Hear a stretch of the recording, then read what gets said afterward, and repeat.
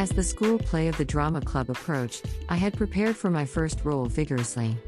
Once I remembered all the lines, acting itself actually felt much easier than the backstage work I had done for 3 years. The difficult part was timing for some action. In one scene, I threw a bowl at the heroine, but she had to show her back to me when it happened. I sat with my back to her and couldn't see her positions. We made the sound of her knees tapping the stage floor a signal that she had turned her back to me. Because the sound was so subtle, I was afraid of missing it. Near the end of the play, an evil stepmother, who was played by me, killed the heroine with a poker. It was a custom of the club that the club members would visit a shrine together to pray for safety before the play if it had a murder scene.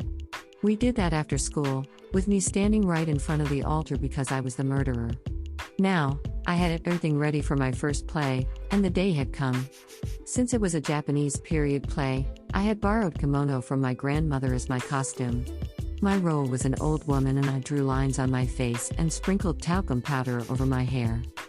While I was waiting for the play to start in the wings, I got tensed up and my hands began to tremble. There's an old trick in Japanese show business, that tracing a Chinese character that means human on a palm with a finger 3 times and pretending to swallow it removes tension when you're nervous. I threw myself on the trick, but it didn't work at all. Suddenly I lost self-confidence and told one of the juniors that I was so nervous.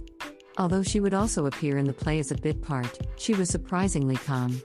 She suggested the trick placidly and said that she couldn't help me because she had never been nervous in her entire life. As I doubted if she was a human being, the play started. Following a heroine's monologue, the curtain was raised and I was standing in the center of the stage. The unexpected happened. Before I uttered a word, the hall got engulfed in an explosion of laughter.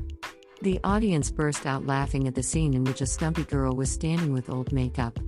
Although the play was a serious drama, my first ever appearance was laughed away.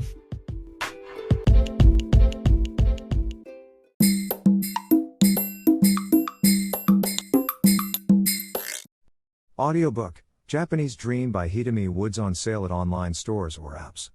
Apple, Audible, Google Play, Nook Audiobooks, 43 available distributors in total.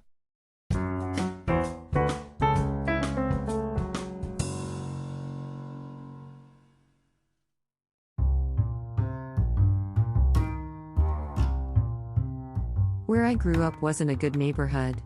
To my mother, seeing her child go to a public junior high school was out of the question.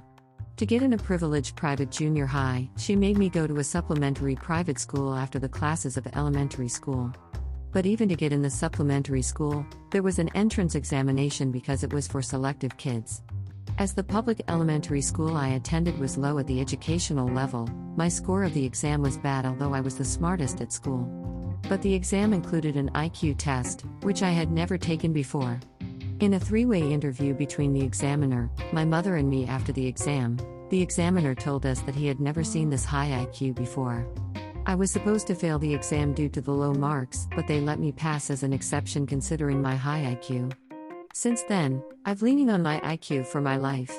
My IQ is the only source of my confidence in my pathetic life, but it's the reason of my suffering as well. I've been unable to accept each and every failure of mine because I don't understand why my high IQ couldn't avoid it. Why do I fail in so many things? Why am I unsuccessful? Will I end my life without making use of my IQ? My partner compares me to a Formula 1 car.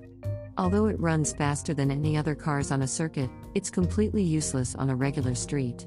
I'm looking for a circuit for me, but unfortunately, roads in the real world are all rugged with various obstacles.